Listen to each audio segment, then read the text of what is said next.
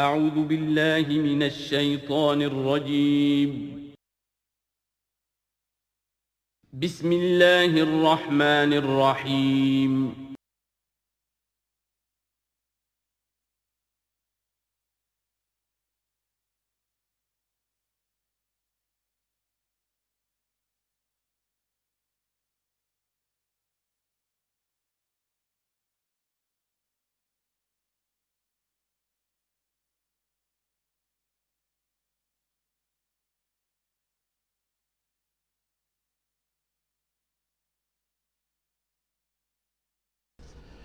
نحمده ونصلي على رسوله الكريم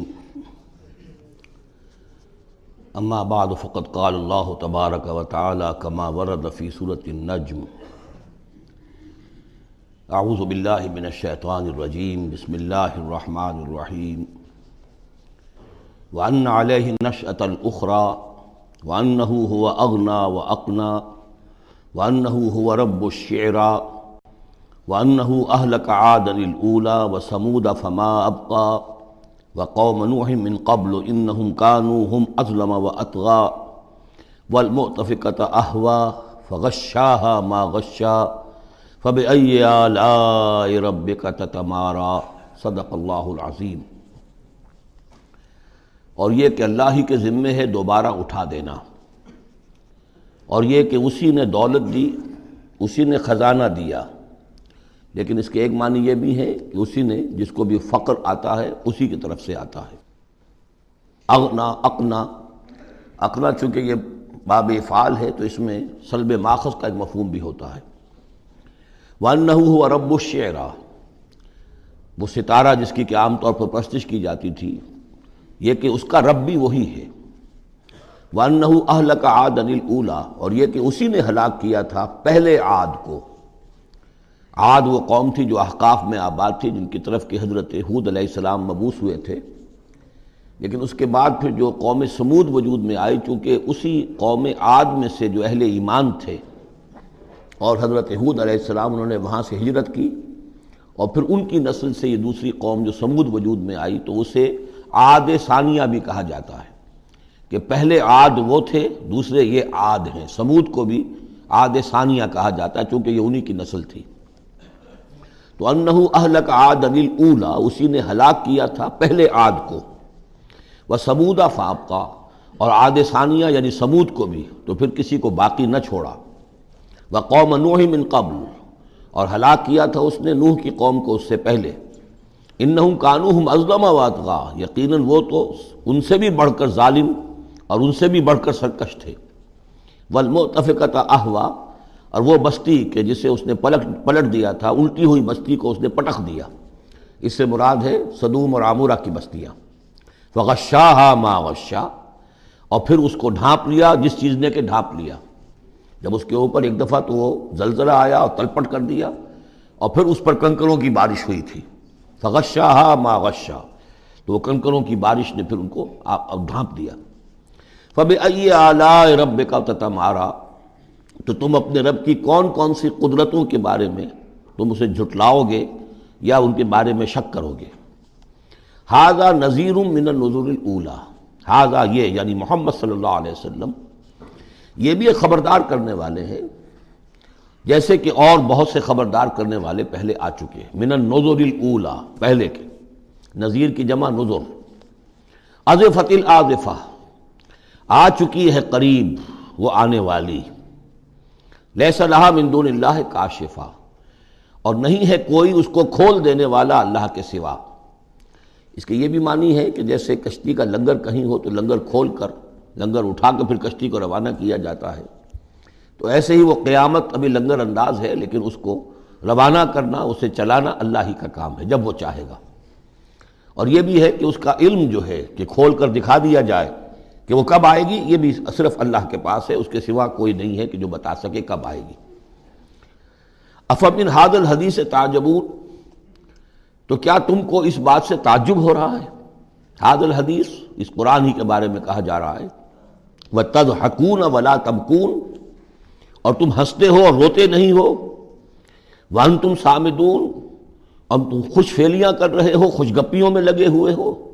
فاسجدوا للہ واعبدوا، بس سجدہ کرو اللہ کے لیے اور اسی کی بندگی کرو، اسی کی پرستش کرو۔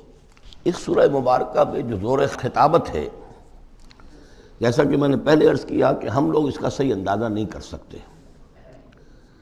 یہ جو عربوں کا ایک ذوق تھا، بڑے بڑے خطیب ان کے ہاں ہوتے تھے۔ خود حضور نے فرمایا ہے کہ ان من الشعر لحکمۃ وان من البیان لسحرا، بہت سے شعر ایسے ہوتے ہیں کہ جو حکمت پر مبنی ہوتے ہیں، حکمت کے خزانے، اور بہت سے بیان، بہت سے خطبے، بہت سی تقاریر ایسی ہوتی ہیں کہ جن میں جادو کا اثر ہوتا ہے۔ تو اس خطبے کے اندر جو خطابت کا جوش ہے، جیسا کہ میں نے عرض کیا، اب ظاہر بات ہے کہ وہ عرب اور خاص طور پر جو کہ پوری فصاحت اور بلاغت سے واقف ہوں وہ سمجھتے ہیں۔ لہذا اس کے بارے میں جو رائے آتی ہے وہ یہ ہے کہ آپ نے جس مجمع میں کھڑے ہو کر یہ سورت سنائی تو پورا کا پورا مجمع جو ہے دب بخود رہا، اور وہ ساکت و صامت ہو کر اس کو سنتے رہے۔ وہ کافر بھی تھے، اہل ایمان بھی تھے، بڑے بڑے دشمن بھی تھے حضور کے، لیکن یہ کہ اس کا ایسا زور تھا، اتنا اثر تھا، اتنی تاثیر تھی کہ دم بخود رہے۔ اور آخر میں جب حضور نے یہ آیت پڑھی تو سب کے سب سجدے میں گر گئے۔ البتہ بعد میں پھر انہوں نے بات بنا لی ایک، اور وہ واقعہ ہے تلقا غرانیق العلا کا۔ جب ان سے کہا گیا تم بھی سجدے میں گر پڑے محمد صلی اللہ علیہ وسلم کا یہ کلام سن کر یا قرآن ان کی زبان سے سن کر، تو انہوں نے کہا کہ ہم نے تو سنا تھا کہ اسی میں انہوں نے یہ بھی فرمایا تھا جہاں ذکر آیا ہے افرأیتم اللات والعزی ومناۃ الثالثۃ الاخری، تو وہاں محمد نے یہ بھی کہا تھا تلک الغرانیق العلا وَإِنَّ شَفَاعَتَهُنَّ لَتُرْتَجَىٰ، یہ بڑی اونچی دیویاں ہیں، بڑی اونچے مقام والی دیویاں ہیں یہ لات اور منات اور عزیٰ، اور یہ کہ ان کی شفاعت کی توقع ہے، شفاعت کریں گی۔ تو ہم نے چونکہ یہ آیت بھی سنی تھی، یہ بھی سنا تھا ان کے زمان سے، لہذا ہم نے سمجھا کہ بس اب جھگڑا ختم ہو گیا، اور محمد نے بھی ہماری دیویوں کو کسی درجے میں مان لیا، جھگڑا تو یہی تھا، لہذا ہم بھی ان کے ساتھ سجدے میں گر گئے۔ لیکن یہ گویا کہ ان کی سخن سازی تھی، یا یہ کہ بعض علماء کی یہ تعویل ہے کہ ہو سکتا ہے کسی شیطان نے جب کہ حضور پڑھ رہے تھے تو یہ الفاظ پڑھ دیے ہوں آواز ملا کر اور انہوں نے سنے ہوں، واللہ عالم۔ لیکن میرے نزدیک یہ اصل میں اس صورت کی تاثیر تھی، اس کی اتنی ہیبت تھی اس میں کہ اس کے نتیجے میں جب آخر میں یہ حکم آیا سجدہ کرو اللہ کو اور بندگی کرو اسی کی، تو وہ سب کے سب گویا کہ بے اختیار جسے ہم کہتے ہیں فَأُلْقِيَ السَّحَرَةُ سَاجِدِينَ، جیسے القیہ کا لفظ آیا ہے کہ وہ جادوگر جو تھے حضرت موسیٰ علیہ السلام کا جو مقابلہ کرنے آئے تھے، فعل مجہول ہے، گرا دیے گئے جادوگر سجدے میں، جیسے کسی نے ان کو پکڑ کر اور الٹا کر دیا اور سجدے میں گرا دیا، یعنی بے اختیار کرنا انسان کا۔ تو ایسا ہی معاملہ اس سورت کے سننے پر بھی ہوا ہے، واللہ عالم۔ سورۃ القمر، بسم اللہ الرحمن الرحیم، اقتربت الساعۃ وانشق القمر۔ قیامت قریب آ چکی ہے، اور جیسا کہ میں عرض کر چکا ہوں کہ قیامت کی نشانیوں میں سے سب سے قطعی اور یقینی نشانی حضور کی بعثت ہے۔ انما بعثت انا والساعۃ کہاتین، میں اور قیامت ایسے ہیں، میرے ساتھ جڑی ہوئی قیامت آ رہی ہے، اب کوئی فصل نہیں ہے زیادہ۔ اور آپ کو معلوم ہے اللہ کا ایک دن 1000 برس کا ہے، تو ابھی تو 1.5 دن بھی نہیں ہوا نبی اکرم صلی اللہ علیہ وسلم کے انتقال کو، اللہ کے حساب سے 1.5 دن نہیں ہوا۔ بہرحال قیامت قریب آ چکی ہے، اس سے آگے چل کر ہم دیکھیں گے ایک صورت میں یہ آیت بھی آئی ہے، انہم یرونہ بعیدا ونراہ قریبا، یہ اسے دیکھ رہے ہیں بہت دور اور ہمیں وہ سامنے نظر آ رہی ہے۔ ہمارے علم میں ہے کہ وہ تو قیامت جو ہے وہ کھڑے ہوئے ہیں اسرافیل اور سور کو منہ پہ انہوں نے لگا رکھا ہے، بس ذرا سا اشارہ ہمارا ہے کہ اس کے بعد وہ سور میں پھونک مار دیں گے۔ اقتربت الساعۃ وانشق القمر، اور ہو گیا، 2 ٹکڑوں میں منقسم ہو گیا۔ یہ ایک خرق عادت بات، میں اسے معجزہ نہیں کہہ رہا، اس لیے کہ میں نے معجزے کی جو بات ہے وہ پہلے بیان کی ہے۔ ہر رسول کا معجزہ وہ ہوتا ہے کہ جو دعوے کے ساتھ پیش کیا جائے، اور پھر خاص طور پر جب کہ مطالبہ کیا جا رہا ہو۔ اس قسم کا کوئی معجزہ محمد الرسول اللہ صلی اللہ علیہ وسلم کا سوائے قرآن کے نہیں، خرق عادت بے شمار ہے۔ اولیاء اللہ کی کرامات ہوتی ہیں تو محمد الرسول اللہ صلی اللہ علیہ وسلم کی کرامات جو ہیں وہ تو 1000 گنا ہوں گی۔ اسی قسم کا ایک واقعہ یہ ہے کہ آپ منی میں تشریف فرما تھے، اور بھی لوگ تھے، ان میں سے کسی نے کہا کہ کوئی نشانی ہو، آپ نے کہا آسمان کی طرف دیکھو، انگلی کی اور وہ چاند سب نے دیکھا کہ دو ٹکڑے ہو کر ذرا سا ہٹ کر ایک دوسرے سے دور ہو کر پھر آ کر جڑ گئے، وانشق القمر۔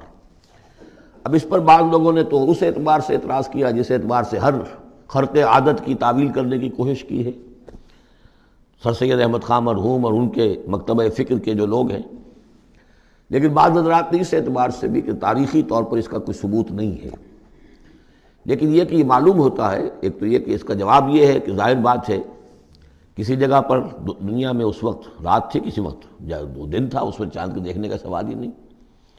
پھر یہ کہ جہاں چاند ہوتا ہے اس وقت سب لوگ ٹکٹکی باندھے ہوئے چاند کو تو نہیں دیکھ رہے ہوتے کہ آسمان میں کیا ہوا، اور چاند کا دو ٹکڑے ہو کر ذرا سا ہٹنا اس سے کیا فرق واقع ہوا ہوگا، روشنی اس کی جو کہ تو زمین پر رہی جو بھی تھی، تو کسی نے جو ہے خام خواہ پلٹ کر دیکھا ہو۔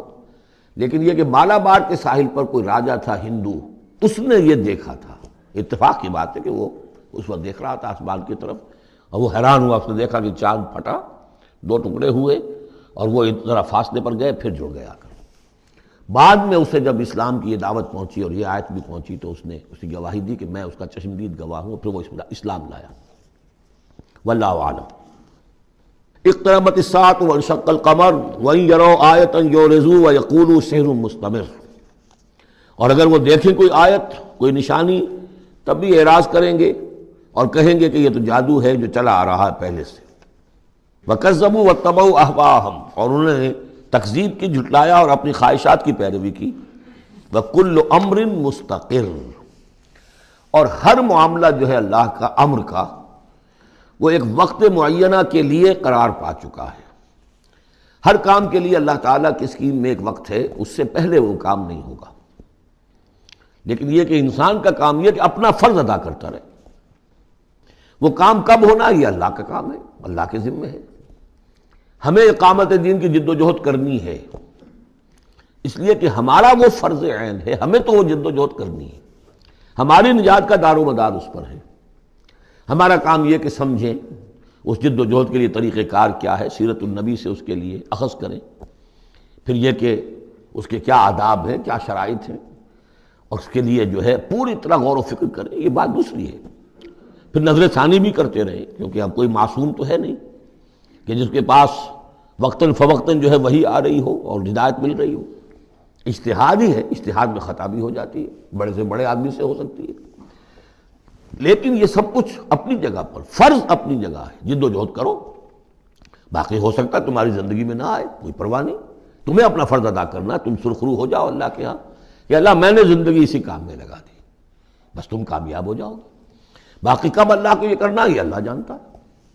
اس حوالے سے اصل میں جو لوگ ذرا ان چیزوں میں عجلت کے شکار ہو جاتے ہیں، پھر وہ یہ ہے کہ اگر دیکھتے ہیں کہ یہ تو کام نہیں ہو رہا، سیدھے طریقے سے نہیں ہو رہا، تو الٹے سیدھے طریقے، ٹیڑھی انگلیوں سے گھی نکالو اگر سیدھے سے نہیں نکل رہا، بائی ہک اور بائی کرک، دائیں بائیں سے کسی طریقے سے، پھر وہ غلطیاں ہوتی ہیں، پھر وہ تحریکیں جو ہیں غلط راستوں پہ پڑ جاتی ہیں۔ اصل غلطی یہی ہوتی ہے کہ یہ نہ سمجھا جائے کہ اس کو کر گزرنا میرا فرض ہے، نہیں نہیں نہیں، اس کو کرنے کی جد و جہد میں تن من دھن لگا دینا میرا فرض ہے، کر گزرنا یہ اللہ کے ذمہ ہے، وہ کب چاہے گا کہ یہ ہو اسی وقت ہوگا۔ وَلَقَدْ جَاءَهُم مِّنَ الْأَنبَاءِ مَا فِيهِ مُزْدَجَرٌ، ان کے پاس وہ خبریں آ چکی ہیں، انباء الرسل، جس میں ڈانٹ ہے، ان کے لیے تہدید ہے، اگر ان خبروں کو وہ سنیں اور سمجھیں تو ان کے لیے بھی اس میں سبق ہے۔ حکمتٌ بالغۃ، جہاں وہ ڈانٹ اور ڈپٹ ہے اس کے اندر، وہیں پر حکمت بھی ہے پوری، اور بالغہ پوری حکمت۔ فما تغنی النذر، لیکن یہ کہ یہ جو بھی آئے خبردار کرنے والے، ان سے ان کو کوئی فائدہ نہیں پہنچا۔ فتول عنہم، کوئی ہر صورت میں آپ دیکھ رہے ہیں، اے نبی ذرا آپ درگزر کیجئے، آپ ذرا توجہ ہٹا لیجئے۔ فتول عنہم، تو آپ ذرا ان سے آپ اپنا رخ پھیر لیجئے۔ یوم یدعو الداعی الی شیء نکر، جب وہ دن آئے گا جس دن کہ ایک پکارنے والا پکارے گا ایک بڑی ناگوار چیز کی طرف، جب سور پھونکا جائے گا اور یہ نکلیں گے اپنے قبروں سے۔ خش عن ابصارہم، ان کی نگاہیں زمین میں گڑی ہوئی ہوں گی۔ یخرجون من الاجداث کانہم جراد منتشر، یہ اپنی قبروں سے ایسے نکل کر آئیں گے جیسے کہ ٹنڈی دل پھیلا ہوا ظاہر بات ہے ایک ایک جگہ پر نہ معلوم کتنے کتنے لوگ جو ہیں وہ دفن ہیں. اب پورے 10,000 برس نسل انسانی زمین پر اگر رہی ہے، یا ہو سکتا ہے اس سے بھی زیادہ ہو، اللہ عالم، تو پھر یہ کہ آخر انسان جو نکلیں گے، جو بڑے بڑے شہر گنجان آباد علاقے تھے وہاں سے جو نکلیں گے ٹڈی دل، جراد المنتشر، مہطعین الی الداعی، اور وہ دوڑتے ہوئے آئیں گے پکارنے والے کی پکار پر. یقول الکافرون ھذا یوم عسیر، ساتھ ہی وہ کافر جو ہیں، کیونکہ جیسا کہ آگے چل کر ہم پڑھیں گے سورہ قیامہ میں، بل الانسان علی نفسہ بصیرہ، ہر انسان کو معلوم ہوگا میں کتنے پانی میں ہوں، کہاں کھڑا ہوں، میں نے زندگی کہاں گزاری تھی. تو کافر کہیں گے یقول الکافرون ھذا یوم عسیر، یہ تو بڑا سخت دن ہے. کذبت قبلہم قوم نوح، اب دیکھیے کہ اس میں سورہ نجم میں انباء الرسل نہیں تھی، دلائل عقلی اور آیات آفاقی وہ ساری گفتگو تھی. اب یہاں پر یہ اس کا جوڑا ہے قمر، اس میں انباء الرسل ہے، وہی جوڑے کی جو سورہ انعام اور سورہ اعراف جو اس کا مکمل ترین سمجھیے کہ ایک مثال تھی، اس کے لیے ایک نمونہ، تو اسی طریقے پر آپ کو یہ تقسیم ملے گی. کذبت قبلہم قوم نوح، جھٹلایا تھا ان سے پہلے نوح کی قوم نے، فکذبوا عبدنا، انہوں نے ہمارے بندے کو جھٹلا دیا. وقالوا مجنون وازدجر، کہا مجنون ہے، پاگل ہو گیا ہے، اور جھڑک دیا گیا ہمارا وہ بندہ، ہمارا وہ جلیل قدر رسول. فدعا ربہ، تو اس نے پکارا اپنے رب کو، انی مغلوب فانتصر، میں تو اب مغلوب ہو گیا ہوں، مجھ پر غلبہ پا لیا اس قوم نے، بس میری مدد فرما اور انتقام لے. جیسے کہ ہم پڑھ چکے ہیں وَلَقَدْ سَبَقَتْ كَلِمَتُنَا لِعِبَادِنَا الْمُرْسَلِينَ إِنَّهُمْ لَهُمُ الْمَنْصُورُونَ وَإِنَّ جُنْدَنَا لَهُمُ الْغَالِبُونَ. یہ بات تو ہماری بہت پہلے سے طے شدہ ہے ہمارے رسولوں کے بارے میں کہ ان کی مدد ہو کر رہے گی اور ہمارا لشکر جو ہوگا وہی غالب آ کر رہے گا. تو جب انہوں نے دعا کی، دہائی دی، انی مغلوب فانتصر ففتحنا ابواب السماء بماء منہمر، تو ہم نے کھول دیے آسمان کے دروازے اس پانی کے ساتھ جو پھر چھاجوں برستا رہا مسلسل. وفجرنا الارض عیونا، اور ہم نے زمین کو بھی پھاڑ دیا جگہ جگہ سے، چشمے اس میں سے نکال دیے. آسمان سے پانی برس رہا ہے، زمین کے چشمے جو ہے ابل پڑے ہیں، ہمالیہ کے چشمے ابلنے لگے، تو گویا کہ اس زمین پہ سے بھی چشمے جو ہے پھوٹ گئے. فجرنا الارض عیونا فالتقى الماء، پانی مل گیا، آسمان سے برسنے والا پانی اور زمین کے چشموں میں سے نکلنے والا پانی دونوں نے مل کر فالتقى الماء على امر قد قدر، ایک ایسی بات کے لیے کہ جو طے ہو چکی تھی، جس کا اللہ کی طرف سے فیصلہ ہو چکا تھا، یعنی پوری قوم کے غرق ہونے کی بات. وحملناه على ذات الواح ودسر، اور ہم نے اسے سوار کرا دیا اس چیز میں کہ جو بنی ہوئی تھی لکڑی کے تختوں اور کیلوں سے، یعنی کشتی. تجری بأعیننا، اور وہ کشتی چل رہی تھی ہماری نگاہوں میں، ہم دیکھ رہے تھے ہمارے سامنے. جزاء لمن کان کفر، اور یہ بدلہ تھا اس کا، اس کے لیے کہ جس کی ناقدری کی گئی تھی، ہم نے اسے بچایا اور اس کے ساتھ اس کے صاحب ایمان ساتھیوں کو بچایا. وَلَقَدْ تَرَكْنَاهَا، اور ہم نے اسے چھوڑ دیا ہے، آیتاً، ایک نشانی کے طور پر، فَهَلْ مِن مُدَّكِرٍ، تو ہے کوئی کہ جو اس سے نصیحت اخذ کرے. جیسا کہ میں نے عرض کیا، یہ کشتی بھی جیسے شداد کی جنت جو ہے اب دنیا میں معلوم ہو گئی ہے کہ وہ نیچے ریت کے اندر دبی ہوئی موجود ہے، اور جیسے یہ حضرت لوط جہاں بھیجے گئے تھے ان شہروں کے بھی کھنڈرات اب معلوم ہو گیا ہے کہ سمندر کی تہہ میں موجود ہیں، اسی طرح سمجھ لیجئے کہ وہ کشتی بھی ایک روز کھل کر سامنے آ جائے گی. فَكَيْفَ كَانَ عَذَابِي وَنُذُرِ، تو کیسا ہوا میرا عذاب اور میرا خبردار کرنا، کھڑکھڑا دینا، ڈرا دینا. وَلَقَدْ يَسَّرْنَا الْقُرْآنَ لِلذِّكْرِ فَهَلْ مِن مُدَّكِرٍ، یہ ہے وہ چیلنجنگ انداز قرآن کا. ہم نے تو قرآن کو آسان کر دیا ہے نصیحت اخذ کرنے کے لیے، سبق حاصل کرنے کے لیے، رہنمائی حاصل کرنے کے لیے. تو فَهَلْ مِن مُدَّكِرٍ، تو ہے کوئی جو اس سے سبق حاصل کرے. جو لوگ اس صورت کو آج پڑھ رہے ہیں، اور یہ 4 دفعہ یہ آنی ہے، یہ آیت، یہ ترجیحی آیت ہے، دوہرا کر آ رہی ہے یہاں پر. یہ آپ میں سے ہر ایک کے لیے اللہ تعالیٰ کی طرف سے ایک اتمام حجت ہے کہ آپ اگر اب بھی کمر نہیں کستے، عربی سیکھنے کے لیے وقت نہیں نکالتے، قرآن کو سمجھنے کا اگر عزم مصمم نہیں کرتے، تو گویا کہ اللہ تعالیٰ کی طرف سے جو جو پرسش ہے اور جو پوچھا جائے گا وہ اور سخت ہو جائے گی. اور کسی کو تو بتایا نہیں گیا، لوگوں کو معلوم نہیں. لوگوں کو تو صرف ثواب بتائے گئے، ليلۃ القدر میں ایک نفل پڑھو گے اتنے ہزار نفلوں کا ثواب ہو جائے گا. وہ بیچارے نفل پڑھتے جا رہے ہیں، انہیں کیا پتہ قرآن میں کیا ہے، قرآن نے کیا کہا ہے. تو فرمایا وَلَقَدْ يَسَّرْنَا الْقُرْآنَ لِلذِّكْرِ. تم یہ نہیں کہہ سکو گے اللہ بہت مشکل کتاب تھی. یہ نہیں، بہت آسان کتاب ہے. باقی رہ گئی ایک زبان، تو عربی زبان کو مردہ زبان تو نہیں ہے. عبرانی زبان کو یہودیوں نے زندہ کر دیا، مر چکی تھی بالکل. سنسکرت کو ہندوؤں نے زندہ کر دیا جو مر چکی تھی بالکل. لیکن یہ عربی زبان، یہ تو بڑی زندہ زبان ہے. کتنا بڑا علاقہ ہے دنیا میں کہ جس کے بولنے والے یہ ہیں. آج کوئی انٹرنیشنل فورم ایسا نہیں ہے جس میں عربی زبان میں ترجمہ ساتھ نہ ہوتا ہو. یہ تو دنیا کی مانی ہوئی چوٹی کی زبانوں میں سے ہے. اردو کا ترجمہ نہیں، حالانکہ بڑی تعداد میں لوگ ہیں اردو بولنے والے بھی، لیکن UN میں یا کہیں اور اس طرح کے اداروں میں اردو کا ترجمہ نہیں ہے. لیکن جن زبانوں میں وہاں سائملٹینیس ترجمے ہوتے ہیں ان میں عربی زبان شامل ہے. تو لیونگ لینگویج ہے، زندہ زبان ہے، سیکھنے میں کیا دقت ہے.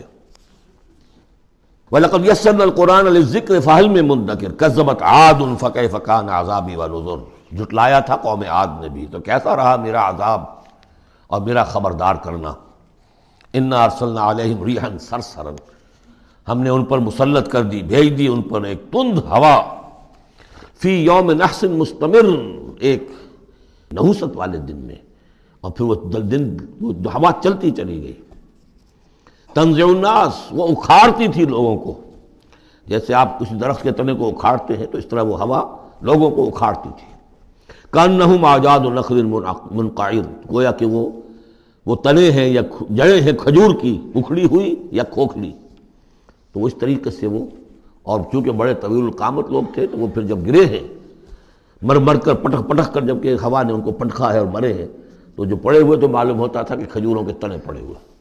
فَكَيْفَ كَانَ عَذَابِي وَنُذُرِ. تو کیسا رہا میرا عذاب اور میرا خبردار کرنا. وَلَقَدْ يَسَّرْنَا الْقُرْآنَ لِلذِّكْرِ فَهَلْ مِن مُدَّكِرٍ. پھر دوہرا دیا گیا، پھر کان کھول کر سن لیجیے. ہم نے تو اس قرآن کو آسان کر دیا ہے سبق حاصل کرنے کے لیے، نصیحت اخذ کرنے کے لیے. تو ہے کوئی کہ جو اس سے سبق حاصل کرے، رہنمائی اخذ کرے. کذبت ثمود بالنذر. اسی طرح قوم ثمود نے بھی جھٹلایا خبردار کرنے والوں کو. فقالوا ابشرا منا واحدا نتبعہ. کیا ہمارے اندر ہی سے ایک شخص، ہم اس کی پیروی کریں؟ اس کی پیروی کریں گے ہم. یہ کون ہے؟ صالح، ہمارا ایک فرد ہے، ہماری قوم کا ہے. بشرا منا واحدا، ہمارا ہی ایک بشر، ہم ہی میں سے.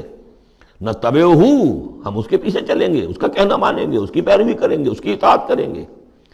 انا اذا لفی ضلال وسعور. پھر تو ہم گویا کہ اپنے ہاتھوں اپنے آپ کو ڈال دیں گے گمراہی کے اندر بھی اور آگ کے اندر بھی. شعیر کی جمع ہے یہ سعور.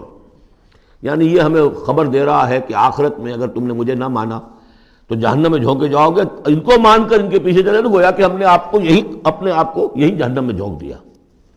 القی الذکر علیہ من بیننا. کیا ذکر انہی پر القاء کیا گیا ہمارے مابین؟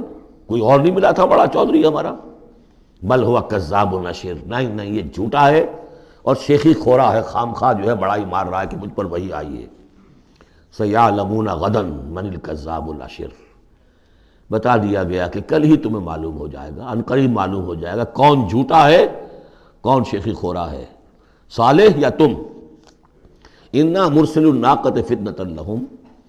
ہم بھیج دیتے ہیں یہ اونٹنی کا جو معجزہ انہوں نے طلب کیا تھا، یہ ان کے لیے فتنہ ہے، ان کے لیے آزمائش ہے. فرتقبہم واصطبر. تو سب اب ان کا انتظار کیجئے. اے صالح، ان سے گفتگو ہو رہی ہے، واصطبر، اور ذرا صبر کیجئے، چند دن کی مہلت. وَنَبِّئْهُمْ أَنَّ الْمَاءَ قِسْمَةٌ بَيْنَهُمْ. انہیں خبردار کر دیجئے، بتا دیجئے انہیں کہ پانی جو ہے ان کے مابین اب تقسیم ہو جائے گا. یعنی ایک دن وہ اللہ کی اونٹنی ناقۃ اللہ جو اللہ نے پیدا کی خاص طور پر معجزانہ طریقے پر، وہ پانی پیے گی، اور دوسرے دن ان کے تمام جو مال مویشی ہے وہ آ کر پانی پئیں گے. ہوتا یہ تھا کہ جب وہ آتی تھی تو اس کی ہیبت سے تمام جانور بھاگ جاتے تھے. تو پھر معاملہ ہوا کیا کیا جائے.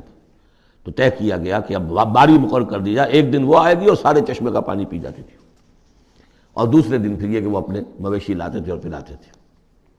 ان الماء قسمۃ بینہم کل شرب محتضر. ہر باری پر پہنچا جائے گا. فنادوا صاحبہم، تو انہوں نے پکارا اپنے ایک صاحب کو، اپنے ایک جو زیادہ ان میں سخت تھا، فتعاتا، اس کی دہائی دی کہ یہ کرو بھائی کوئی علاج اس کا، اس اونٹنی کا۔ فتعاتا، پھر اس نے ہاتھ چلایا، فعقر، اور اونٹنی کو قتل کر دیا، اس کے کونچے کاٹ دی۔ فکیف کان عذابی ونذر، پھر کیسا رہا ہمارا عذاب اور ہمارا کھڑکھڑانا اور خبردار کر دینا۔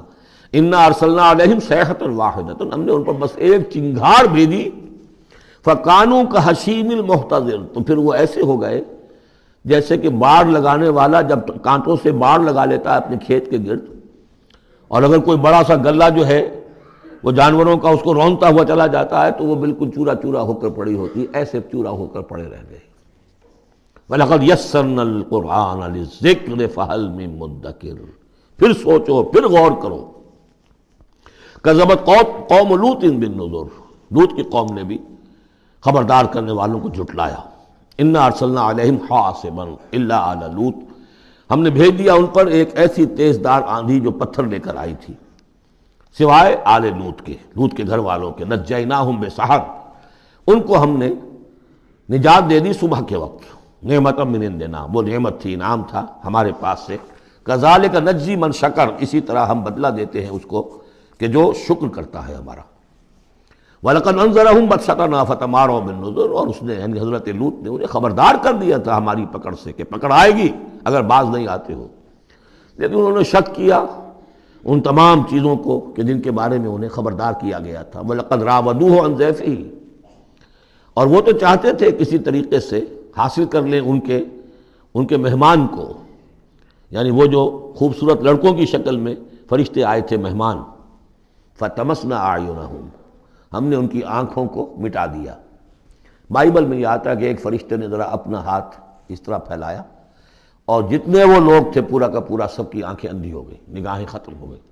اب دیکھیے قرآن نے بھی وہی بات کہی ہے، فَطَمَسْنَا أَعْيُنَهُمْ، ان کی آنکھوں کو ہم نے مٹا دیا۔ فَذُوقُوا عَذَابِي وَنُذُرِ، تو چکھو اب میرے عذاب کو اور میرے خبردار کرنے کے نتیجے کو۔ وَلَقَدْ صَبَّحَهُمْ بُكْرَةً عَذَابٌ مُسْتَقِرٌ، اور ان پر صبح ہی صبح آ کر چھاپا مارا اس عذاب نے، صبح صبح سویرے، کہ جو طے ہو چکا تھا۔ فَذُوقُوا عَذَابِي وَنُذُرِ، تو چکھو مزہ میرے عذاب کا اور میرے خبردار کرنے کا۔ وَلَقَدْ يَسَّرْنَا الْقُرْآنَ لِلذِّكْرِ فَهَلْ مِن مُدَّكِرٍ، چوتھی مرتبہ پھر۔ وَلَقَدْ جَاءَ آلَ فِرْعَوْنَ النُّذُرُ، اسی طریقے سے آل فرعون کے پاس، فرعون کی قوم کے پاس بھی آئے ڈرانے والے، خبردار کرنے والے۔ کذبوا بآیاتنا کلھا، انہوں نے ہماری ساری آیتوں کو جھٹلا دیا۔ 9 آیتیں، 9 آیات بینات، یہ سورہ بنی اسرائیل کے آخری رکوع میں آ چکا ہے۔ وَلَقَدْ آتَيْنَا مُوسَىٰ 9 آیات بینات، 2 آیتیں، 2 نشانیاں، 2 معجزے تو ابتداءً لے کر گئے، یعنی عصا کا سانپ بن جانا اور ہاتھ کا چمکدار ہونا سفید۔ اس کے بعد جو ہے مختلف قسم کے جو ان پر عذاب آئے ہیں وہ 7 اور نشانیاں ہیں جو اللہ نے دکھائیں۔ کذبوا بآیاتنا کلھا، انہوں نے ہماری ساری آیات کو جھٹلا دیا۔ فأخذناہم اخذ عزیز مقتدر، پھر ہم نے انہیں پکڑا، اور پکڑ بھی کیسی، ایک زبردست اور مقتدر پکڑنے والے کی پکڑ۔ وہ پکڑ جو ہے کوئی ایسی کمزور پکڑ نہیں تھی جس سے کوئی نکل بھاگے، جس سے کہیں بچنے کا کوئی امکان ہو۔ عزیز مقتدر، جیسے کوئی زبردست قدرت رکھنے والا جیسے پکڑتا ہے ایسے پکڑا۔ اب یہاں یہ ساری گفتگو کر کے اب روئے سخن ہے حضور صلی اللہ علیہ وسلم اور جو کفار مکہ ہیں۔ اکفارکم خیر من اولئکم، بھلا اے قریش تم سوچو کیا تمہارے کفار جو ہیں، جو تم میں سے جو لوگ جو کفر کر رہے ہیں، وہ بہتر ہیں ان کافروں سے؟ اگر ان پر اللہ کا عذاب آیا تھا تو تم پر کیوں نہیں آ جائے گا؟ اکفارکم خیر من اولئکم ام لکم براۃ فی الزبر، یا تمہارے لیے اللہ تعالیٰ کی طرف سے کوئی فارغ خطی ہے، کوئی ایشورنس ہے کسی سابقہ کتابوں میں کہ تم پر عذاب نہیں آئے گا؟ اگر ان پر عذاب آیا، ان کو اللہ نے ہلاک کر دیا، ان کو برباد کر دیا، تو کون سی رکاوٹ ہے؟ کیوں نہیں تم پر آئے گا؟ ام یقولون نحن جمیع منتصر، کیا ان کا خیال ہے کہ ہماری بڑی جمعیت ہے، ہم طاقتور ہیں اور ہم بدلہ لینے پر قادر ہیں؟ سیہزم الجمع ویولون الدبر، ان قریب ان کی جمعیت شکست کھا جائے گی۔ آخر غزوہ بدر میں کیا ہوا؟ وَيُوَلُّونَ الدُّبُرَ، اور وہ پیٹھ دکھائیں گے اور بھاگیں گے۔ تو روایت سیرت میں جو آتا ہے واقعہ کہ حضور نے جو طویل دعا کی اور طویل سجدہ کیا بدر سے ایک شب پہلے، طویل ترین دعا آپ نے کی، طویل ترین سجدہ کیا، اس میں جو دعا کی اس میں یہاں تک الفاظ آئے کہ اللہ اگر یہ سب ہلاک ہو گئے جو میری 15 برس کی کمائی ہے جو میں نے لا کے میدان میں ڈال دی، پھر قیامت تک تیری بندگی کرنے والا کوئی نہیں ہوگا۔ کیوں؟ کہ میں تیرا آخری رسول ہوں، میرے بعد کوئی نبی نہیں، کوئی رسول نہیں، میری 15 برس کی کمائی یہ ہے جو میں نے لا کے یہاں ڈال دی۔ تو اس کے بعد پھر حضرت ابوبکر نے بھی کہا، وہ پہرے پر کھڑے ہوئے تھے کہ بس حسبک حسبک، حضور بس کیجئے بس کیجئے، لیکن عین اسی وقت پھر یہ آپ نے سر اٹھایا تو کہا، یہی آیت پڑھتے ہوئے آپ کی زبان مبارک پر یہ آیت جاری تھی اس وقت، سَيُهْزَمُ الْجَمْعُ وَيُوَلُّونَ الدُّبُرَ، یہ جمعیت جو ہے ہزار کی یہ شکست کھا جائے گی اور یہ سب پیٹھ دکھا کر بھاگیں گے۔ بَلِ السَّاعَةُ مَوْعِدُهُمْ وَالسَّاعَةُ أَدْهَىٰ وَأَمَرُّ، بلکہ یہ تو چھوٹے موٹے عذاب ہیں جو دنیا میں آئیں گے، شکست ہو جائے گی اور کچھ مارے جائیں گے 70 ان کے، یا کچھ اور ہو جائے گا، یا ذلت ہو جائے گی، رسوائی ہو جائے گی۔ سن 9 ہجری میں اعلان عام کر دیا جائے گا قتل عام کا، اور پھر یہ جو ہیں پھر یہ ایمان لائیں گے یا عرب چھوڑ کے بھاگ جانے پر مجبور ہو جائیں گے۔ لیکن یہ چھوٹی چیزیں ہیں، بَلِ السَّاعَةُ مَوْعِدُهُمْ، اصل جو ان کے وعدے کا وقت ہے وہ ہے قیامت، وَالسَّاعَةُ أَدْهَىٰ وَأَمَرُّ، اور وہ قیامت جو ہے وہ بہت بڑی آفت بھی ہے اور بہت کڑوی بھی ہے۔ مرن کہتے ہیں کڑوے کو، اور امر سب سے زیادہ کڑوی۔ ان المجرمین فی ضلال وسعور، یقیناً یہ مجرم جو ہے یہ بھٹکے ہوئے بھی ہے اور یہ آگ کے مختلف طبقات کے اندر ہوں گے۔ یوم یسحبون فی النار علی وجوہہم، جس دن کہ یہ گھسیٹے جائیں گے آگ میں ان کے چہروں کے بل، ذوقوا مس سقر، کہا جائے گا ذرا اس آگ کے مس ہونے کا مزہ چکھو۔ انا کل شیء خلقناہ بقدر، یقیناً تمام چیزیں جو ہم نے پیدا کی ہیں ایک اندازے کے مطابق پیدا کی ہیں۔ وما امرنا الا واحدۃ کلمح بالبصر، اور ہمارا جو امر ہے اس کی شان تو یہ ہے کہ بس جیسے نگاہ کا لپک جانا، وہی بات کن فیکون، ہمارے امر کا معاملہ تو یہ ہے۔ وَلَقَدْ أَهْلَكْنَا أَشْيَاعَكُمْ فَهَلْ مِن مُدَّكِرٍ، اور دیکھو اے قریش، ہم نے تمہاری اس جزیرہ نما عرب میں بسنے والی بہت سی قوموں کو ہلاک کیا، فَهَلْ مِن مُدَّكِرٍ، تو کوئی ہے اس سے سبق حاصل کرنے والا۔ یعنی ایک قرآن ہے جو تمہارے لیے تذکر کا سورس ہے، ایک وہ تاریخ ہے، آیات تاریخیہ، ایام اللہ، ان سے تم سبق حاصل کر سکتے ہو۔ ایک آیات آفاقی و انفسی ہیں، ان سے سبق حاصل کر سکتے ہو۔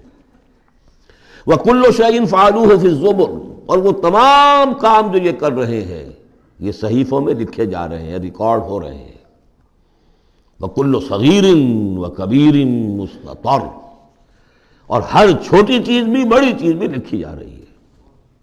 یہی بات ہم نے وہاں پڑھی تھی سورہ کہف میں، وَوُضِعَ الْكِتَابُ فَتَرَى الْمُجْرِمِينَ مُشْفِقِينَ مِمَّا فِيهِ وَيَقُولُونَ يَا وَيْلَتَنَا مَا لِهَذَا الْكِتَابِ لَا يُغَادِرُ صَغِيرَةً وَلَا كَبِيرَةً إِلَّا أَحْصَاهَا وَوَجَدُوا مَا عَمِلُوا حَاضِرًا، اس وقت وہ کافر چیخ اٹھیں گے کہ یہ کیسی کتاب ہے، کیسا اعمال نامہ ہے، کیسا ریکارڈ ہے کہ اس نے کسی چھوٹی سی چھوٹی مائنیوٹس ڈیٹیلز کو بھی omit نہیں کیا ہے، بڑی چیزیں بھی ہیں چھوٹی بھی ہیں۔ تو یہاں بھی فرمایا کل صغیر و کبیر مستطر، ان المتقین فی جنات و نہر، یقیناً ہمارے خدا ترس بندے، ڈرنے والے بندے، آخرت کا کے خیال سے لرزاں و ترساں رہنے والے بندے،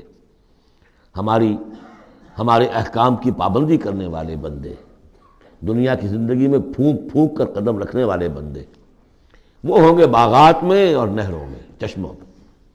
فی مقعد صدق عند ملیک مقتدر، ان کا بہت اعلیٰ رتبہ ہوگا۔ قدم صدق، یہ سورہ یونس میں بھی آ چکا ہے، قدم صدق عند ربہم، عند ملیک، اس بادشاہ کے مقرب ہو جائیں گے، قریب ہوں گے، مقتدر، شہنشاہ ارض و سما جو مقتدر ہے اس کے مقربین میں ان کا شمار ہوگا۔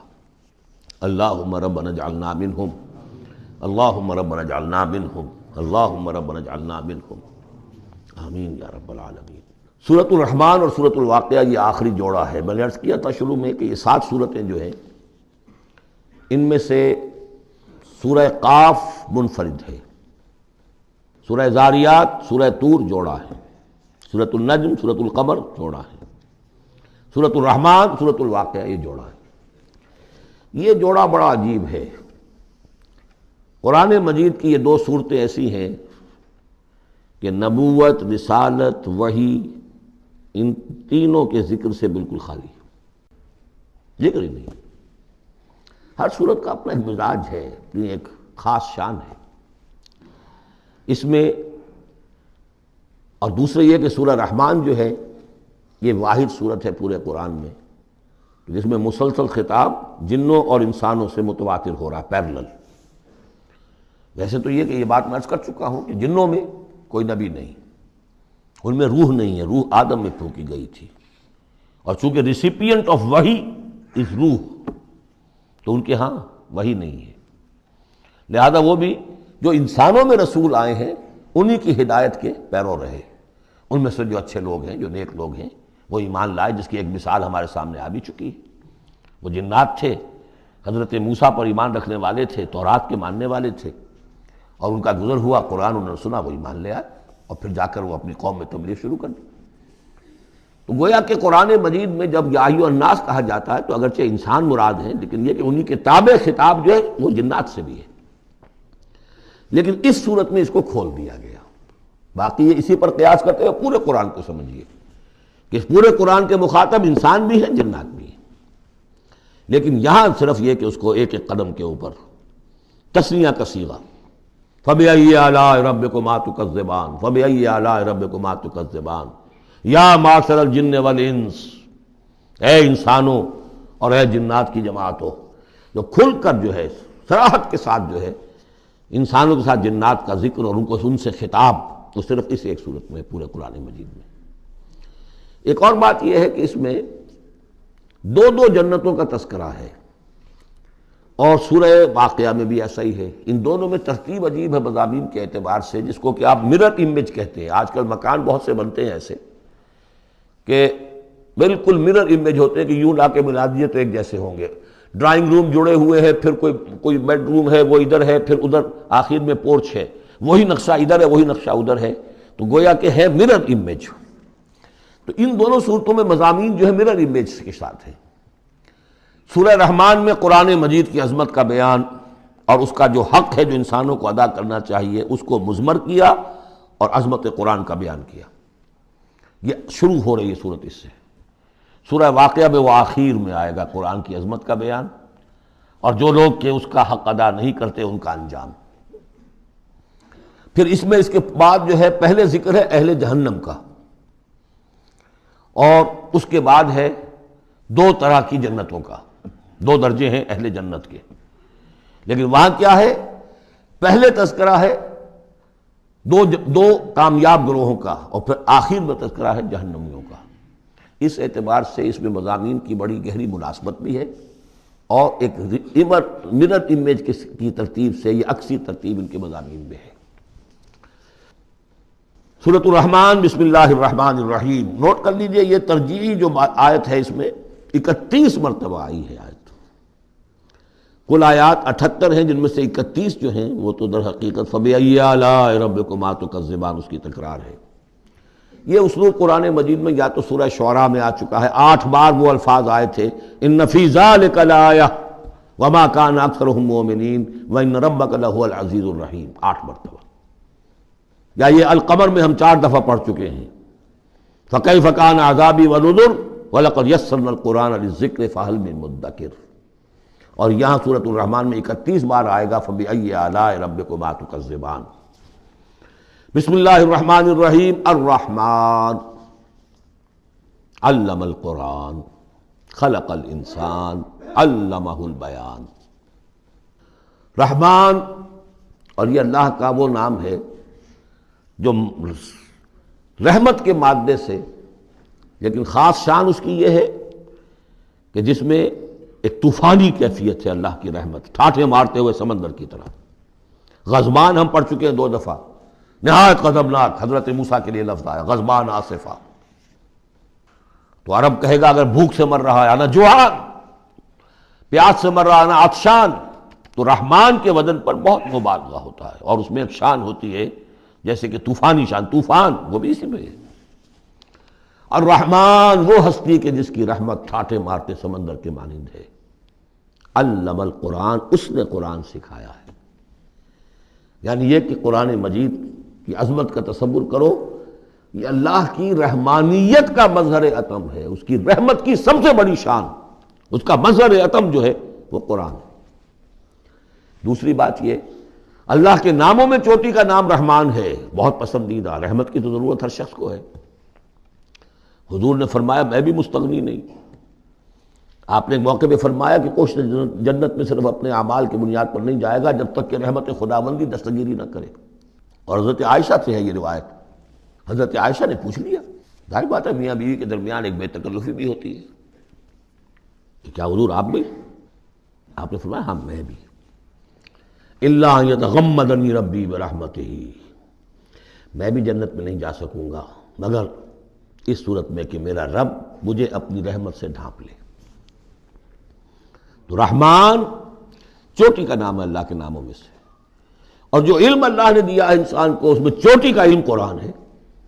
ایک علم وہ ہے ریویلڈ نالج جس کی چوٹی یہ ہے، ایک علم ہے ایکوائرڈ نالج، رفتہ رفتہ انسان جا رہا ہے. لیکن سب سے اونچا علم، سب سے بڑا علم خلق الانسان، اسی نے انسان کو بنایا، اور اس کی کریشن کا کلائمیکس انسان ہے. تخلیق کی معراج انسان ہے. خلقتہ بیدی، اپنے دونوں ہاتھوں سے بنایا ہے، جس میں عالم امر اور عالم خلق جمع ہو گئے. اس سے آگے علمہ البیان، جو صلاحیتیں انسان کو دی ہیں ان میں چوٹی کی صلاحیت جو ہے بیان ہے. انسان کو کہا گیا حیوان ناطق، نطق، قوت بیان. اور یہ بات ہمیں معلوم ہے کہ یہ جو انسان کا جو برین ہے، ظاہر بات ہے گوریلاز میں بھی ہے، چمپینزیز میں بھی ہے، اور بھی حیوانات کے اندر بھی ہے، گھوڑے کا بھی برین ہے. لیکن یہ برین جیسے جیسے رفتہ رفتہ لوئر اینیمل سے اوپر آپ آ کر دیکھتے ہیں، ہائیسٹ انسان کے اندر آ کر اس کا جو گرے میٹر ہے، وہ جو ہائیسٹ ایوالوڈ فارم ہے، اس میں مختلف ایریاز ہیں. یہ ویژن کا ایریا ہے، آنکھ سے جو انفارمیشن جا رہی ہے وہ پھر ڈسائفر ہوتی ہے گرے میٹر کے اس پچھلے حصے کے اندر. ہیئرنگ ایریا ہے.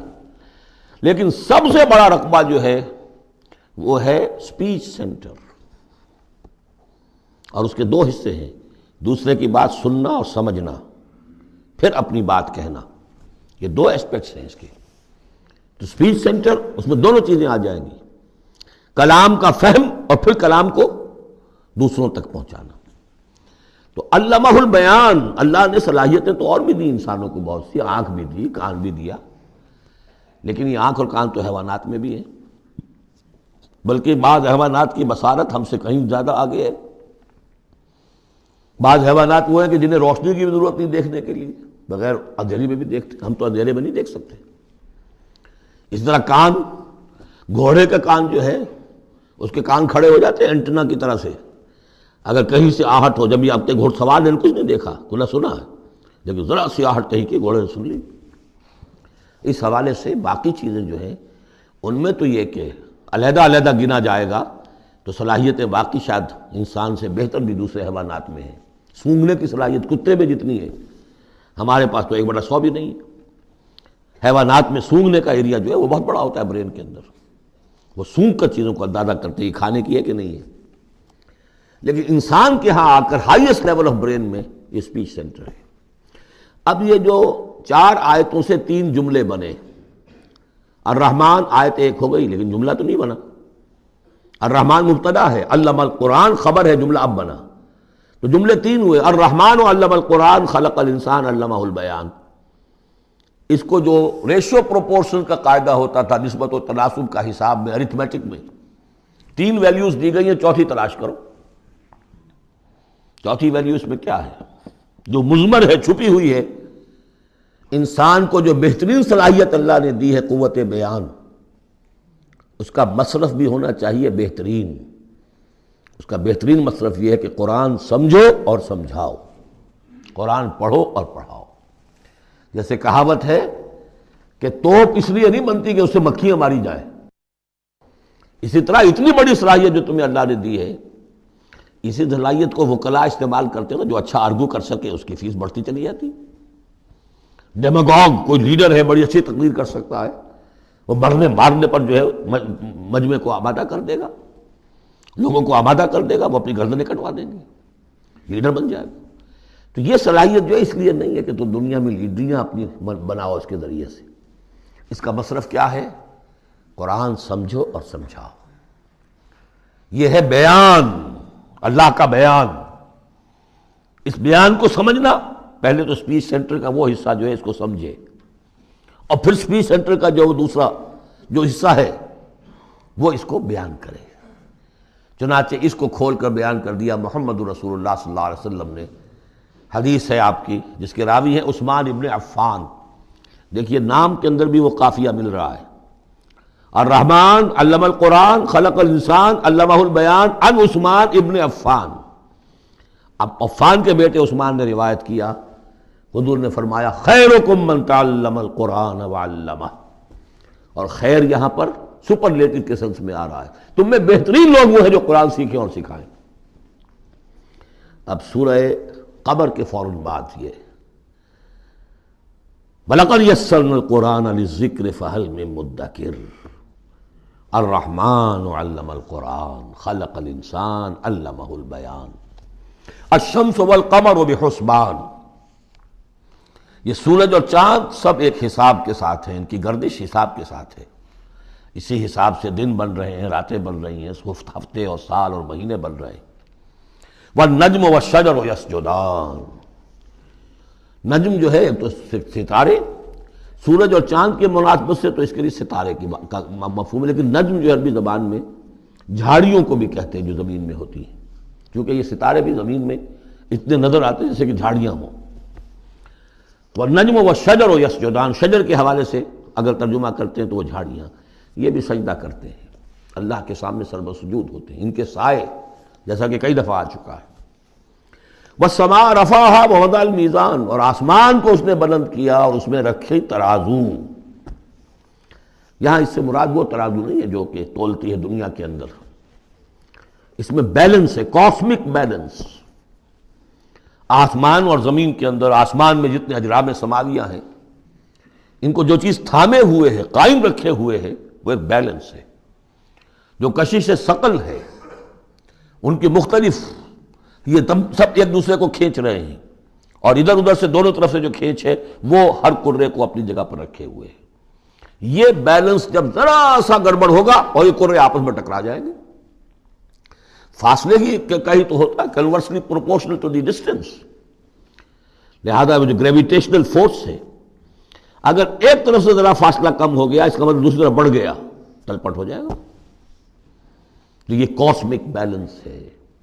وَالسَّمَاءَ رَفَعَهَا وَوَضَعَ الْمِيزَانَ أَلَّا تَطْغَوْا فِي الْمِيزَانِ، دیکھو اس میزان میں، اس توازن میں، یہ جو بیلنس ہے یہاں کا، اس میں کوئی کمی بیشی نہ کرو، بد زیادتی کرو۔ وَأَقِيمُوا الْوَزْنَ بِالْقِسْطِ وَلَا تُخْسِرُوا الْمِيزَانَ، اور قائم رکھو وزن کو قسط کے ساتھ، عدل کے ساتھ، اور اس کے اندر کہیں کوئی کمی نہ کرو، نہ تطغوا نہ تخسروا، نہ کمی نہ زیادتی۔ کہیں فاصلہ بڑھ جائے گا تب بھی خرابی، کہیں فاصلہ کم ہو جائے گا تب بھی خرابی۔ وَالْأَرْضَ وَضَعَهَا لِلْأَنَامِ، الفاظ کی مناسبت سے بعض لوگوں نے سمجھا کہ ترازو ہی مراد ہے، تو ٹھیک ہے، اس میں کوئی حرج نہیں ہے اگر مراد لی جائے، لیکن ترتیب دیکھیے جس طرح یہ آ رہا ہے، الشمس والقمر بحسبان۔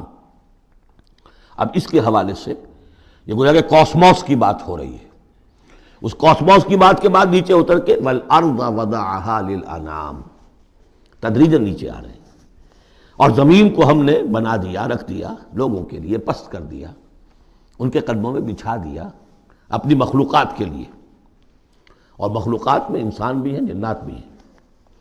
فیہا فاکہۃ، اس میں میوے ہیں، والنخل، اور کھجوریں ہیں، ذات الاکمام، جن پر کے غلاف چڑھے ہوتے ہیں، والحب ذو العصف، اور اناج ہے جس کے ساتھ بھس بھی ہوتا ہے، والریحان، اس کے دو ترجمے ہیں، ایک تو یہ کہ اور خوشبودار پھول بھی ہیں، یا یہ کہ اور دوسری غذائیں بھی ہیں۔ فَبِأَيِّ آلَاءِ رَبِّكُمَا تُكَذِّبَانِ، عام طور پر جو ترجمہ ہے اس میں اعلیٰ کا ترجمہ کیا گیا ہے نعمتیں، لیکن اصل میں یہاں نعمت قدرت ان دونوں کو جمع کیجیے. کہیں وہ نعمت کا تذکرہ ہے، کہیں اللہ کی قدرت کا ذکر ہے، اس کی قدرت کی نشانیاں ہیں. فَبِأَيِّ آلَاءِ رَبِّكُمَا تُكَذِّبَانِ، تو تم اپنے رب کی کون کون سی نعمتوں اور قدرتوں کا انکار کرو گے. تکذبان صیغہ ہے تثنیہ کا، دونوں سے خطاب ہو رہا ہے، انسانوں سے اور جنوں سے، اور یہ بات آگے چل کر واضح ہو جائے گی. خلق الانسان من صلصال کالفخار، ہم نے بنایا انسان کو اس صلصال سے، اس سوکھی ہوئی خشک مٹی سے، وہ گارا سنا ہوا گورا، صلصال من حمإ مسنون، اور جب وہ اتنا سوکھ گیا کہ کھنکنے لگا، کالفخار جیسے ٹھیکرا ہوتا ہے اسے بنایا. وَخَلَقَ الْجَانَّ مِن مَارِجٍ مِّن نَار، اور جنات کو ہم نے بنایا آگ کی لپٹ سے، جس کو کہ ہم اس سے پہلے پڑھ چکے ہیں سورہ ہجر میں، نار السموم، لو جیسی ہوتی ہے جس کے اندر کی آگ ہوتی ہے. تو ایسے ہی وہ جو فلیم ہوتا ہے، شعلہ، اس کا ایک حصہ تو ہے جو نظر آتا ہے اور ایک حصہ وہ جو نظر نہیں آتا. وہ جو اوپر کا حصہ ہے وہ ہے جہاں پہ سب سے زیادہ ہیٹ ٹیمپریچر ہائیسٹ وہاں ہوتا ہے، وہ ہے مارج من نار. فَبِأَيِّ آلَاءِ رَبِّكُمَا تُكَذِّبَانِ، رب المشرقین و رب المغربین، وہ رب ہے مشرقوں کا بھی، دونوں مشرقوں کا اور دونوں مغربوں کا. یہ تسنیہ کی جو مناسبت سے یہاں پر مشرقین و مغربین کا، کہیں مشارق والمغارب ہے، رب المشارق والمغارب، کہیں مشرق و مغرب ہے، اور یہ سب ٹھیک ہے. مشرق و مغرب واحد کی حیثیت سے بھی درست ہے. اور مشرقین اور مغربین، اس وقت کا جو مشرق ہے جہاں سورج نکل رہا ہے، اس کے مقابلے میں مغرب ہے جہاں وہ ڈوبے گا. لیکن وہی مغرب وہ مشرق ہے دوسرے، ہمارا جو پیچھے جو حصہ ہے گلوب کا اس کا مشرق ہے، اور جو ہمارا مشرق ہے وہ اس کا مغرب ہے. تو دو مشرق دو مغرب. پھر یہ کہ ہر نقطہ جو ہے زمین پر وہ مشرق بھی ہے مغرب بھی ہے. کسی نہ کسی وقت وہاں پر سورج جو ہے طلوع ہو رہا ہے، کبھی وہاں پر غروب ہو رہا ہے. تو مشارق والمغارب. لیکن یہاں پر تسنیہ کی مناسبت سے رب المشرقین و رب المغربین، دونوں مشرقوں کا رب مالک اور دونوں مغربوں کا. فَبِأَيِّ آلَاءِ رَبِّكُمَا تُكَذِّبَانِ مَرَجَ الْبَحْرَيْنِ يَلْتَقِيَانِ، اس نے چلا دیے دو دریا جو آپس میں ملے ہوئے بھی ہیں، بَيْنَهُمَا بَرْزَخٌ لَا يَبْغِيَانِ، لیکن ان کے مابین ایک ایسا پردہ حائل ہے کہ وہ ایک دوسرے میں گھستے نہیں ہیں، داخل نہیں ہوتے، اپنی حد کے اندر رہتے ہیں. یہ ہیں گرم روئیں چلتی ہیں ٹھنڈے پانی کے سمندر میں، یا جیسے کہ کابل پر نظر آتا ہے دو دریا چل رہے ہیں، دریائے سندھ کا پانی علیحدہ نظر آ رہا ہے اور دریائے کابل کا علیحدہ نظر آ رہا ہے، اور یہ اٹک پر نظر آتا ہے، اور کافی دور تک پھر یہ علیحدہ علیحدہ چلتے نظر آتے ہیں. فَبِأَيِّ آلَاءِ رَبِّكُمَا تُكَذِّبَانِ يَخْرُجُ مِنْهُمَا اللُّؤْلُؤُ وَالْمَرْجَانُ، اور ان دونوں سے نکلتے ہیں موتی بھی اور مونگے بھی. فَبِأَيِّ آلَاءِ رَبِّكُمَا تُكَذِّبَانِ وَلَهُ الْجَوَارِ الْمُنشَآتُ فِي الْبَحْرِ كَالْأَعْلَامِ، اور اس کے لیے ہی ہیں، اللہ ہی کی ملکیت ہے وہ پہاڑ جیسے جہاز، جوار المنشآت جو اونچے کھڑے رہتے ہیں اور سمندر میں ایسے ہوتے ہیں جیسے پہاڑ. پچھلے زمانے میں بھی تو اگرچہ بادبانی ہوتے تھے، لیکن جب بادبان کھل جاتے تھے تو بڑی اونچی جو ہے بادبان ہوتے تھے ان کے، پہاڑ کی طرح، پہاڑیاں چھوٹی چھوٹی. اور آج جو کچھ چلتے ہیں بڑے بڑے جہاز، ان کو جو دیکھیں تو واقعی تو وہ پہاڑ ہوتے ہیں سمندر میں. فَبِأَيِّ آلَاءِ رَبِّكُمَا تُكَذِّبَانِ كُلُّ مَنْ عَلَيْهَا فَانٍ. اب یہ جو یہاں آئی ہیں اب تک آیات، اللہ کی صنائی، اللہ کی قدرت نوٹ کریں گے جب ہم سورہ واقعہ پڑھیں گے. پہلے آیا ذکر قرآن، اس کی عظمت، اور اس کا جو ایک مضمر ہے چیز کہ انسان کو اس قرآن کی عظمت اور فضیلت کو سمجھ کر، اگر اللہ نے وہ جو شعر علامہ اقبال کا، اگر یک قطرہ خون داری اگر مشتے پرے داری، بیا با من تو آ موزم طریق شاہ بازی را، اگر تمہارے جسم میں کوئی قطرہ خون ہے اور کوئی مٹھی بھر پر بھی تمہیں دے رکھے ہیں، اے چڑیا اے بیا، آؤ کہ میں تمہیں شاہ بازی کے طریقے سکھاؤں. اسی طریقے سے اگر تمہیں بولنے کی صلاحیت دی ہے اللہ نے، تو اس کا مصرف کیا ہے؟ خیرکم من تعلم القرآن وعلمہ. سمجھنے کی صلاحیت دی ہے، قرآن سمجھو. بیان کرنے کی صلاحیت دی ہے، بیان کرو قرآن کو. پھر یہ کہ اللہ تعالیٰ کی تخلیقی قوت اس کا تذکرہ ہوا. وہاں آپ دیکھیں گے یہ بالکل الٹی یہی ترتیب ہوگی. آخر میں قرآن مجید کی عظمت، اس سے پہلے اللہ کی تخلیقی عظمت، اللہ کے یہی جو اعلیٰ ہے. اس کے بعد اب پہلے جہنم والوں کا تذکرہ یہاں ہو رہا ہے، وہاں بعد میں ہوگا. فرمایا کل من علیہا فان، جو بھی ہے اس زمین پر جو بھی مخلوقات ہیں سب فنا ہونے والی ہے.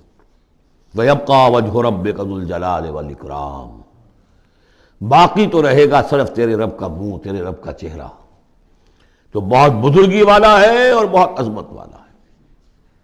اب یہ کہ اللہ کا چہرہ ہم کیا اس کو نہیں سمجھ سکتے، آیات متشابہات میں سے ہوگا. جو اس کا مفہوم سمجھیں گے وہ یہ ہے اللہ کی ذات باقی، باقی سب چیز اللہ تعالیٰ کے سوا سب فانی، پوٹینشلی سب فانی ہے. اپنے طور پر سب کسی کا وجود جو ہے اپنے بل پر قائم نہیں ہے. اللہ جب تک قائم رکھے تو در حقیقت وہ خود اپنے بل پر قائم نہیں ہے، وہ تو اللہ تعالیٰ نے ان کو قائم رکھا ہوا ہے. کل من علیہا فان اللہ باقی من کل فان، اللہ ہی باقی ہے، باقی تمام فانی ہے. وَيَبْقَى وَجْهُ رَبِّكَ ذُو الْجَلَالِ وَالْإِكْرَامِ فَبِأَيِّ آلَاءِ رَبِّكُمَا تُكَذِّبَانِ يَسْأَلُهُ مَنْ فِي السَّمَاوَاتِ وَالْأَرْضِ، جو بھی ہے آسمان اور زمین میں وہ سب اس کے در کے سوالی ہیں، اسی سے مانگ رہے ہیں. وجود بھی ملا ہے اسی سے، حیات کسی کے پاس ہے دی ہوئی ہے اسی کی، کوئی صلاحیت ہے تو دی ہوئی ہے اسی کی، کوئی ذہانت ہے تو دی ہوئی ہے اسی کی، روز کا رزق جو آ رہا ہے اسی کا عطا کرنا. ہر ایک سائل ہے. جو سورہ محمد میں ہم نے پڑھا کہ تم سب فقراء ہو واللہ هو الغنی وانتم الفقراء، تم سب کے سب محتاج ہو، تمہارا وجود مستعار، تمہاری حیات مستعار. تمہیں علم جو دیا اس نے دیا جتنا دیا. ولا یحیطون بشیء من علمہ الا بما شاء، تو تمہاری کیفیت یہ ہے. یسألہ من فی السماوات والارض، اسی سے مانگتا ہے جو بھی ہے آسمانوں میں اور زمین میں. کل یوم ہوا فی شان، وہ ہر دن ایک شغل میں ہے، اس کی ایک مصروفیت ہے. یا میرے نزدیک اشارہ ہے اسی بات کی طرف، یدبر الامر من السماء الى الارض ثم یعرج الیہ فی یوم کان مقدارہ الف سنۃ مما تعدون. تدبیر امر ہے، ایک دن کی تدبیر وہ کرتا ہے. کیا کچھ اگرچہ وہ ایک دن اس کا 1000 سال کا ہے، اس میں کیا کیا ہونا ہے، کس طرح سے ہونا ہے. پھر وہ احکام کی تنفیذ ہوتی ہے، پھر اس کی رپورٹ ہے، اس کو واپس جاتی ہے.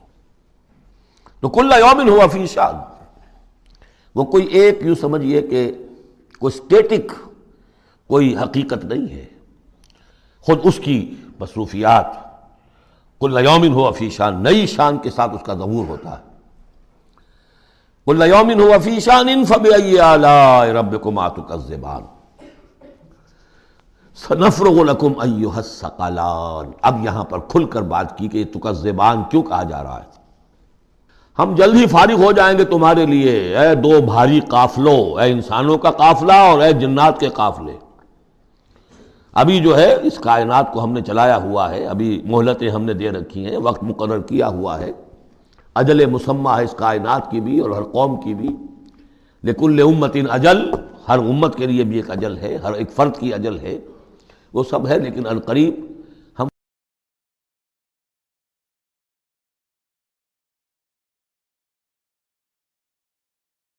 فَبِأَيِّ آلَاءِ رَبِّكُمَا تُكَذِّبَانِ، تو اے جنات اور اے انسانوں کی جماعتوں، تم اپنے رب کی کن کن نعمتوں کا اور کن کن صنائیوں کا، کن کن قدرتوں کا انکار کرو گے. بارک اللہ لی ولکم فی القرآن العظیم ونفعنی وإیاکم بالآیات والذکر الحکیم.